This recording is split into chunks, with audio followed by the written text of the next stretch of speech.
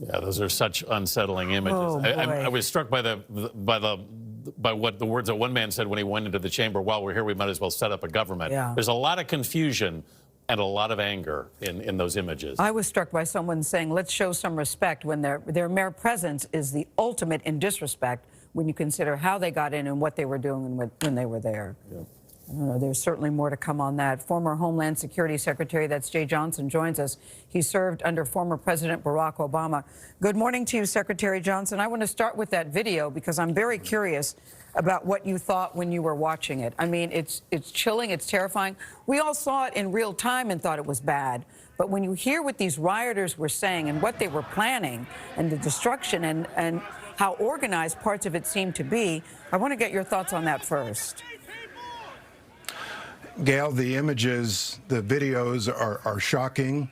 I have to say it is something that hopefully we planned for, we tried to anticipate, but it's something that I never thought I would see in my lifetime. I have to say probably the most shocking image to me was someone parading a Confederate flag through the U.S. Capitol. We fought an entire civil war to prevent exactly that from happening. This was a major breach of security that should have been anticipated and could have been avoided. And now when you look at the scenes at the Capitol right now, the military force that is there, more troops on the ground there than we have in Iraq, Afghanistan, and Syria combined. When you think about that, what do you think is the biggest threat right now? What are we missing?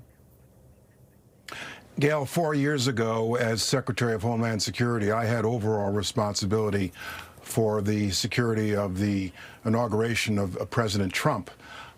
Something like that is considered an NSSE, a National Special Security Event. The Secret Service takes over. They have overall charge of the security of the event. They're part of DHS.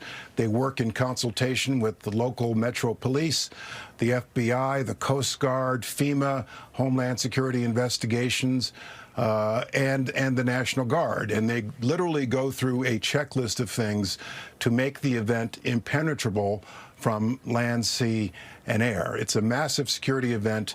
It takes months in the planning, like a papal visit or a UN General Assembly session with world leaders converging on Manhattan. This will be, I'm sure, the most security-laden inauguration we've seen probably in my lifetime. So do you feel confident? I know you know a lot of people, and I know you know how this job works. Do you feel confident that America will be safe on Wednesday morning? A lot of people still very nervous.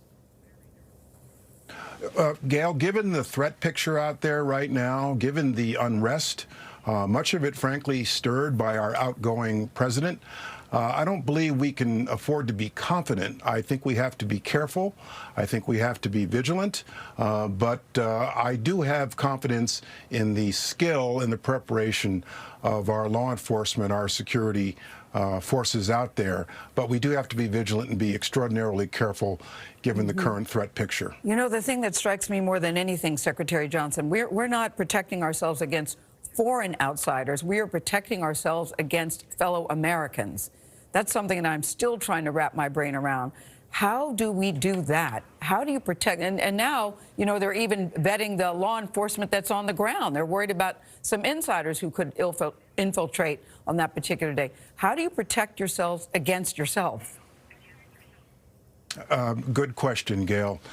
First and foremost, law enforcement efforts at what we refer to as countering violent extremism here at home. That is something that we began to focus on in the Obama administration through grants, through a lot of time and attention. I spent a lot of time and attention personally on our CVE issue. And it's something, frankly, that went off the rails in the last 4 years during the Trump administration. We need to rededicate our focus. Our Homeland Security threat picture has evolved dramatically, as you note. Yes. For years after 9/11, we were focused on foreign-based violent extremism, foreign-based terrorism. Now the principal threat comes from within. Yeah, and that's very true. You said CDE. What is that? I don't know what that is. CDE? CVE, Countering Violent Extremism. Sorry, okay. an acronym. Okay, yes, I know. You have to help all of us lay people out with all that lingo.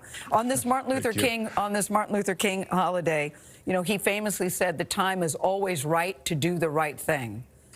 So I'm wondering, as you sit here today, what is the right thing, and how are you feeling on this Martin Luther King Jr. Day holiday?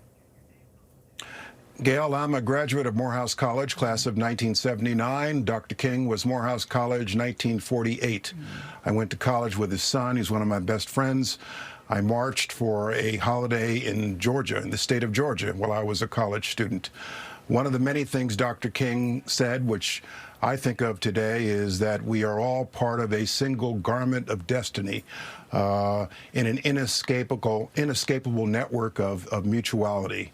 I think it's time that we in this country rededicate ourselves to that principle. I'm hoping that we hear some of that from President Biden on Wednesday in his inaugural address. Yes, I think we all need a reminder, a little primer course or two. Thank you very much, Secretary Johnson. Good to see you. Thank you.